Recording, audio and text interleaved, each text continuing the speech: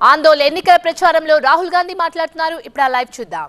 Congress BJP MIM ఇవి ఒకటైపోయినాయి. BRS Lok Sabha में नरेंद्र मोदी की मदद करती है. బీఆర్ఎస్ రేపు లోక్సభలో అంటే ఎంపీలకు బీజేపీకి సపోర్ట్ చేయబోతున్నది. आप कहोगे कैसे? आप कहोगे हाउ? ఎట్లా ఎట్లా ఎట్లా చేయబోతున్నది? जीएसटी में मदद की, नोटबंदी में मदद की, किसान बिल में मदद की.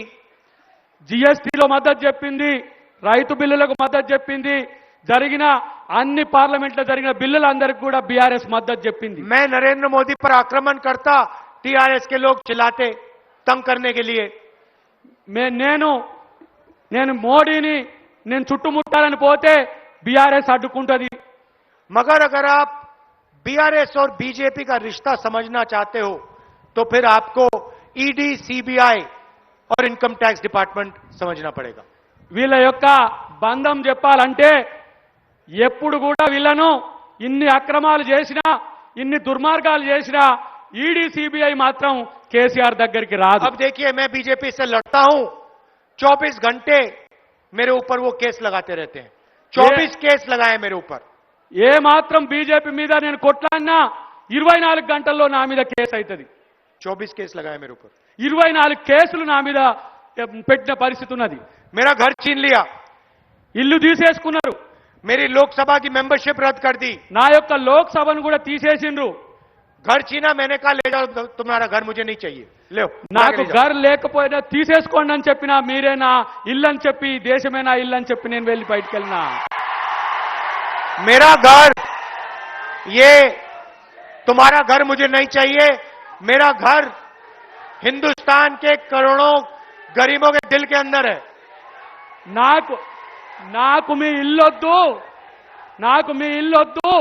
ఈ భారతదేశంలో ఉన్న ఈ కోట్లాది మంది ఇల్లు నావే, వాళ్ళ గుండెల్లో నేను ఉంటా అని చెప్పి రాహుల్ గాంధీ గారు చెప్పిండ్రు.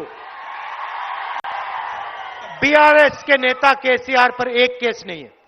బీఆర్ఎస్ కా నేత ఇవాళ మన ముఖ్యమంత్రి గారు ఉన్నారు, ఆయన మీద ఒక్క కేసు కూడా లేదు. ना सीबीआई, ना ईडी, ना इनकम टैक्स. నా సిబిఐ లేదు, ఈడీ లేదు, ఇన్కమ్ ట్యాక్స్ లేదు. मेरी छाती पर 24 मेडल लगे हुए हैं. నా దాని మీద 24 కేసులు ఉన్నాయి. 24 केस हैं, मेडल हैं वो. నా మీద 24 కేసులు ఉన్నాయి. केसीआर की छाती पे एक भी मेडल नहीं है. కేసీఆర్ ఛాతి మీద ఒక్క కేసు కూడా లేదు. एक केस नहीं है. ఒక్క కేసు కూడా లేదు. उसका बीजेपी ने घर नहीं छीना. వాళ్ళనేమి ఇంట్లోకి వెళ్ళి బయటికి వెళ్ళగొట్టలేదు. महल में रहते हैं. మహల్ మే ఉంటారు, రాజకోటల్లో ఉంటారు, గడిలలో ఉంటారు. వాళ్ళు उनकी एमएलए शिप रद्द नहीं की. వాళ్ళ ఎమ్మెల్యే మీద ఎలాంటి కేసులు కూడా ఉండవు. पूरी मदद केसीआर की नरेंद्र मोदी करता रहता है. పూర్తి మద్దతు కేసీఆర్ కు నరేంద్ర మోడీది ఉన్నదని చెప్పి తెలియజేస్తున్నా. कोई केस नहीं, कोई धमकी नहीं, पूरी की पूरी मदद उस साइड से करता है. కేసు లేదు, ఏమీ లేదు. ప్రతి అంశంలో ఇలా ఈ కేసీఆర్ కు మోడీ మద్దతు ఉన్నది. लोकसभा में, देश में केसीआर उनकी मदद करता है, तेलंगाना में मोदी इनकी करता है.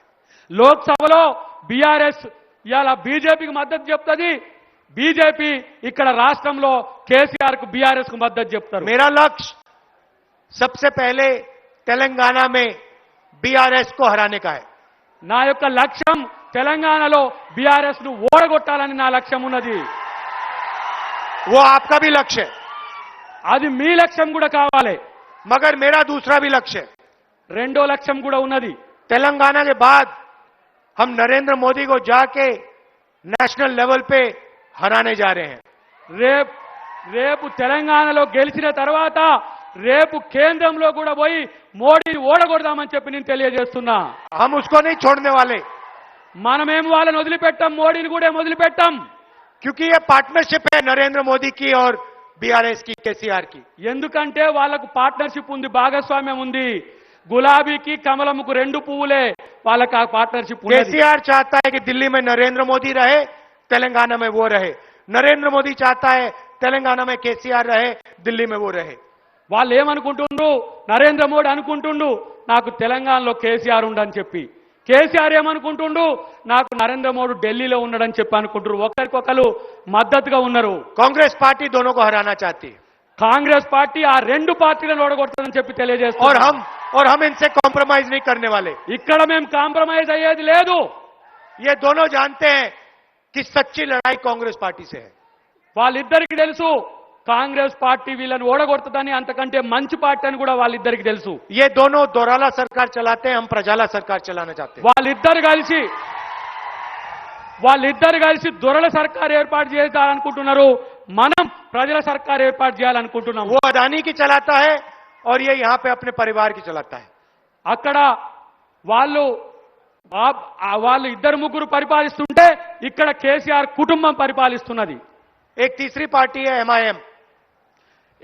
తీసరి పార్టీ మూడో పార్టీ ఎంఐఎం ఉన్నది. इनको आप देखिए, जहां भी कांग्रेस पार्टी बीजेपी से लड़ती है वो अपने कैंडिडेट डाल देते हैं। ఎక్కడైతే కాంగ్రెస్ పార్టీ బీజేపీతో కొట్లాటదో అక్కడ ఎంఐఎం క్యాండిడేట్ ఉంటాడు.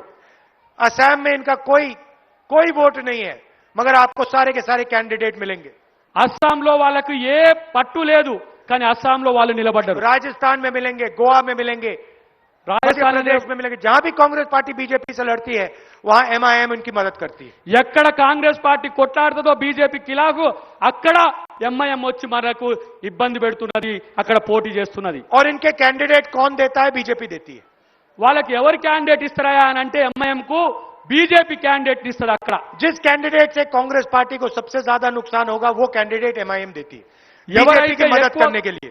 ఎవరైతే ఎక్కువ కాంగ్రెస్ పార్టీకి నష్టం చేస్తారో అట్లాంటి క్యాండిడేట్ ను బీజేపీ ఎంఐఎం కి ఇస్తుంది.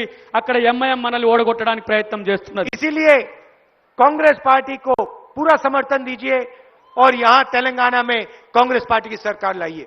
కాబట్టి ఇదంతా కూడా కాంగ్రెస్ పార్టీకి తెలుసు. ఈ కాంగ్రెస్ పార్టీ యొక్క వ్యూహాలతో రేపు కాంగ్రెస్ పార్టీ ముగ్గురిని కూడా చిత్తు చేసి తెలంగాణలో కాంగ్రెస్ పార్టీ అధికారంలోకి और రాబోతుంది. देश में नरेंद्र मोदी ने नफरत और हिंसा फैला रखी है। దేశంలో నరేంద్ర మోడీ విద్వేషాన్ని రెచ్చగొడుతున్నాడు. ये देश को कमजोर करता है। ఈ దేశాన్ని చాలా తగ్గించే ప్రయత్నం చేస్తున్నాడు. नफरत से देश कमजोर होता है। విద్వేషంతో దేశం యొక్క విలువ తగ్గిపోతున్నది. इसीलिए कांग्रेस पार्टी ने नारा दिया है, नफरत के बाजार में मोहब्बत की दुकान खोल रहे हैं हम। అందుకోసమే మేము విద్వేషాల బజారులో ప్రేమ అనే కొట్టు పెట్టినాం. అది రాహుల్ గాంధీ గారు భారత్ జోడో యాత్రలో అది అర్థమైందని చెప్పి తెలియజేస్తున్నారు. इसीलिए आपकी जरूरत है, आपकी मदद की जरूरत है। पहले तेलंगाना में मोहब्बत की दुकान, उसके बाद दिल्ली में मोहब्बत की दुकान खोलनी है।